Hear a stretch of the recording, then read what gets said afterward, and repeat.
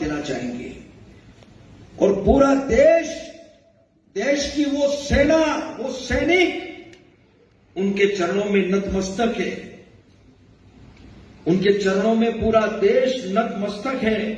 उन्होंने कि हमारे देश में जहां पर सेना का जो सम्मान है वो सर्वोच्च है, जहां पर बार बार पूरा देश कृतज्ञता स्पष्ट करता है, जहां पर जब छुट्टियां कैंसिल हुई और जब सैनिक अपने अपने बेस पे जा रहे थे तो उनको इस देश के आम नागरिक पानी पिला रहे हैं, उनके ऊपर पुष्पों की वर्षा कर रहे हैं। बीजेपी ऐसा क्यों करती है?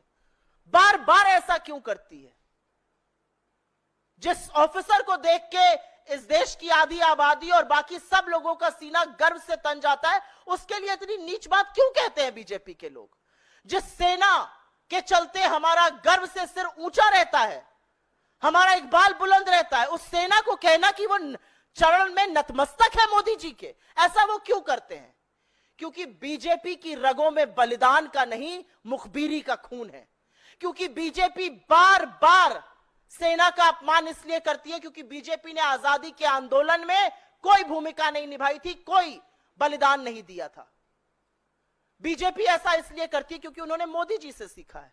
खुद मोदी जी भी तो कहते थे कि एक व्यापारी के अंदर एक सैनिक से ज्यादा साहस है, और आज वही बात उनकी पार्टी और उनके लोग बार बार दोहरा रहे हैं। असलियत तो यह है कि ये वही पार्टी है, ये वही सरकार है जिसने गलवान में हमारे 20 जाबाजों की शहादत के बाद यह कहा कि कोई घुसा हुआ नहीं था। उनके सर्वोच्च बलिदान का चीन से बदला लेना तो बहुत दूर की बात है। मोदी जी ने तो और उनकी सरकार ने तो चीन से इतना व्यापार किया कि $100 बिलियन का ट्रेड डेफिसिट ही कर डाला, भर भर के चीन को व्यापार दिया। लेकिन अब जो दो वक्तव्य हमने सुने, एक जगदीश देवड़ा उप मुख्यमंत्री जो कहते हैं कि भारतीय सेना और हर सैनिक नरेंद्र मोदी के चरणों में नतमस्तक है, और दूसरी जो महाजलील और जाहिल बात मंत्री विजय शाह ने कही है, इससे पानी सिर के ऊपर जा चुका है। और यह देश अपनी सेना का अपमान, अपनी सेना का तिरस्कार होते हुए देखकर मूक दर्शक नहीं बने रहेगा। हम मूक दर्शक बनने को कतई तैयार नहीं है। और मेरी इस मंच से एक मांग है